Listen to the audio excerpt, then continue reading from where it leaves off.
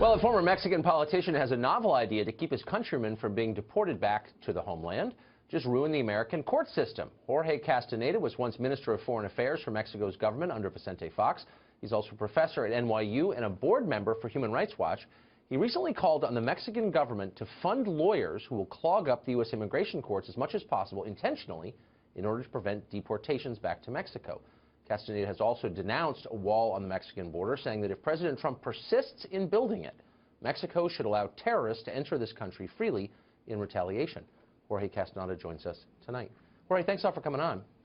So I want to read you a really, for our viewers who haven't seen this is a quote from a couple of weeks ago, you to the New York Times, and you said this: Mexico must say clearly that we will encourage all potential deportees to demand a hearing upon arrest and to refuse voluntary removal, that we will provide legal support on our dime for all arrested undocumented workers, and that we will deny entry to anyone whom American authorities cannot prove is a Mexican national.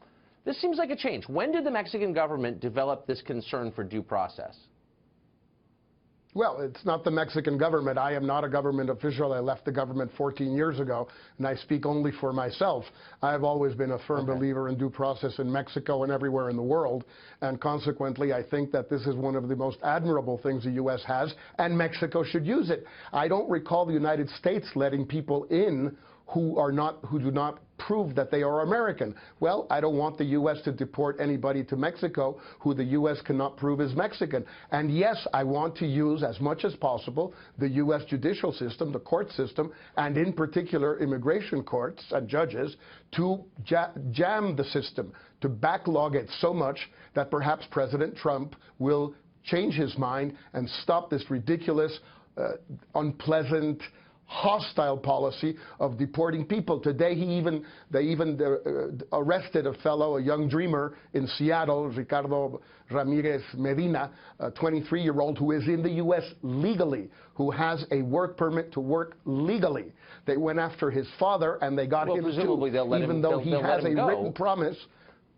Well, I don't know if they'll let him go. For the moment, they haven't arrested him.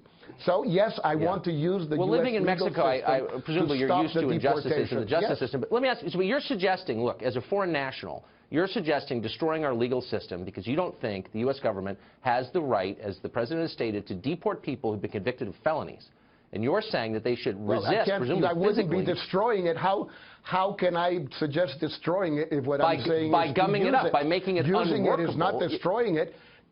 Well, of course it making is. it unworkable, that's your problem. If I pour sugar in your gas tank, you can then hire more engine. judges.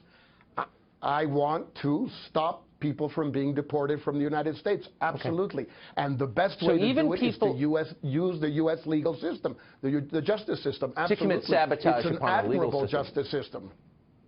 Yeah, it's a way of sabotaging the legal system. You would take advantage of it. You would destroy it. Okay. No, so let me just ask you I want to sabotage it so it can't be used. Okay, I think one of the undercovered parts of this debate is the motive of the Mexican ruling class, of which you're a member. You went to Princeton. The motive of the Mexican ruling class in wanting to keep some very large, unknown number, but over 10 million illegal immigrants in the United States rather than Mexico. Now, half of your country lives in poverty. The tax rates on rich people in Mexico are the lowest in the region. My question to you is, rather than destroying our legal system, have you paused a minute to think, well, why are all these people leaving my country to go to the country next door? Maybe we should spend some time and build a social safety net rather than offloading the costs onto the American middle class. Has that occurred to you? No, it's occurred to me, and I don't agree with you at all on that, Mr. Tucker. I think the real issue here is that these are people who have been living on many occasions in the United States for 10 years, 20 years. They don't have papers.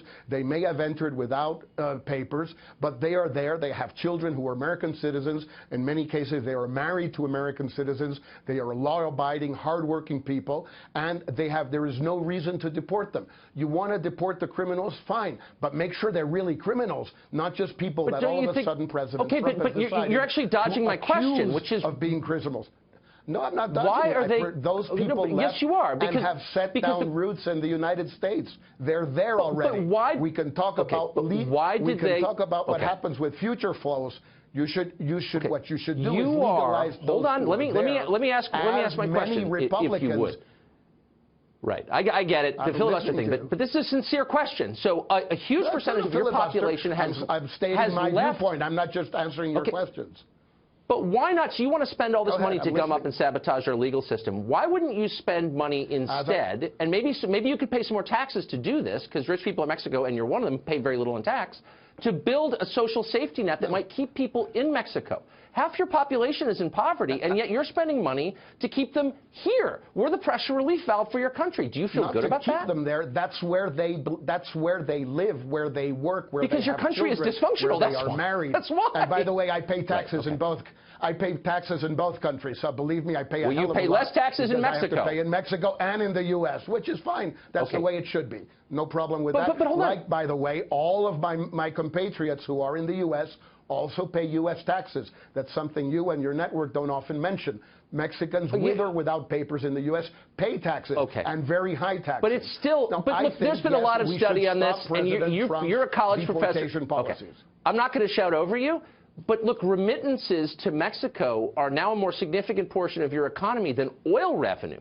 So actually, Mexico needs the money from the over 10 million Mexicans living here illegally in order to function as a state. And my question again is, have you spent any time thinking about how to improve your own country that people won't want to flee as economic refugees? Let me just straighten out your numbers. So let me just straighten out your numbers to begin with. There's about 5.8 million Mexicans without papers, and there's another 6 million with papers who are legal residents of the United States. So it's not 10 million. That's untrue. First of all, that's untrue. Secondly, I can speak to this with some certainty. Those are the official U.S. Census Bureau.